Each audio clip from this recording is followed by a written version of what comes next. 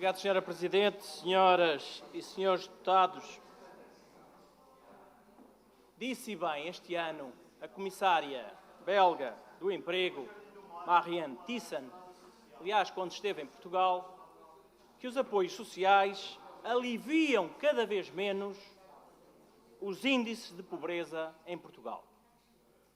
Isto significa que isto é um contrassenso com aquilo que tem vindo a dizer o próprio Governo da República e também aqui o que já foi dito neste plenário relativamente a esta matéria.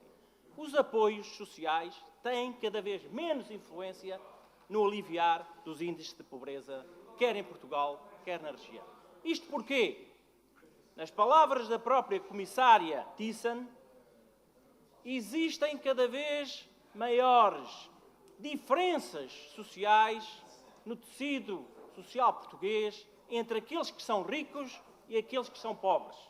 O que significa que, no entender da própria comissária belga, Thyssen, do Emprego, constata-se que o fosso de rendimentos entre aqueles que ganham muito em Portugal é cada vez maior em relação àqueles que ganham muito pouco. O que significa que se agrava mais, cada vez mais se agrava, a relação entre aqueles que vivem bem, que são poucos, e os que cada vez vivem pior, que são muitos. Isto são constatações da própria comissária Thyssen, feitas recentemente em Cascais, a quando da sua presença no nosso país.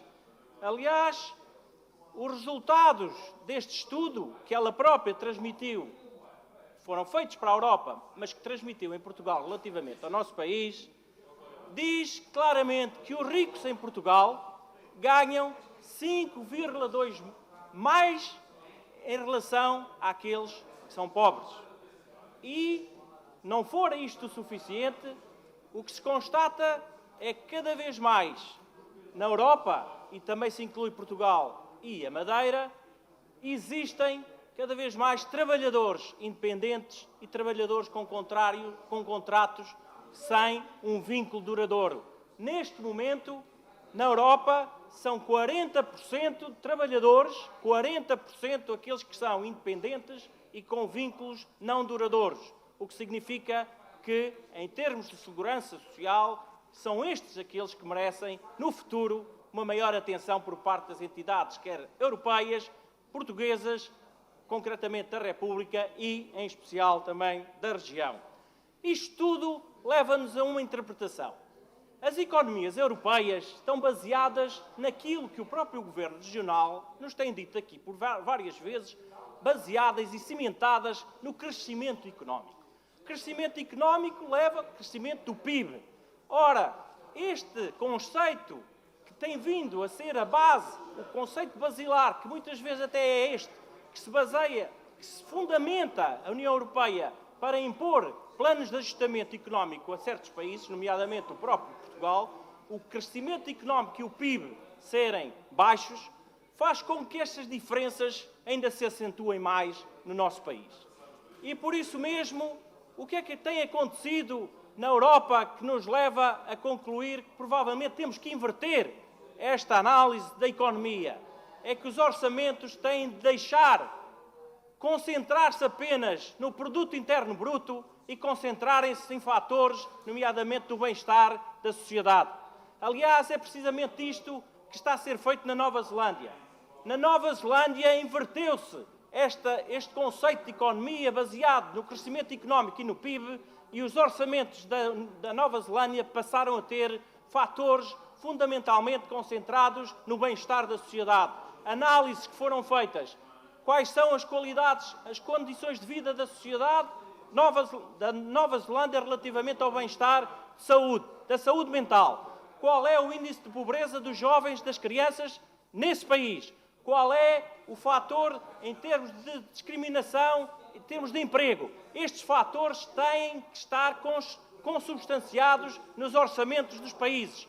E isso não se verifica na Europa, em todos os países, e também não se verifica na nossa região.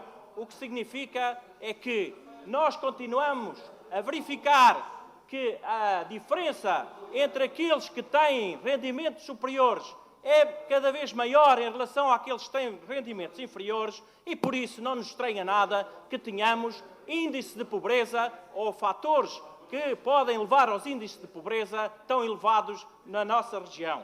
Aliás, já aqui aproveito para dar uma nota. Senhora Secretária, quando os índices não são positivos para a região, não significa que sejam provisórios.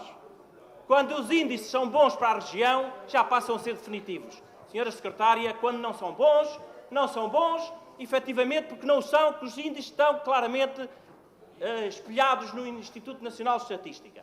Quando são bons, também devemos relevar essa importância. Portanto, não nos refugiemos apenas em subterfúgios, dizendo que quando os índices não são bons, não há termos de comparação.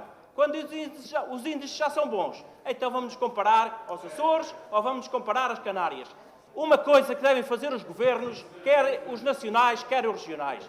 Os índices da região, se não forem bons, a culpa é exclusivamente do governo e não de fatores externos à região.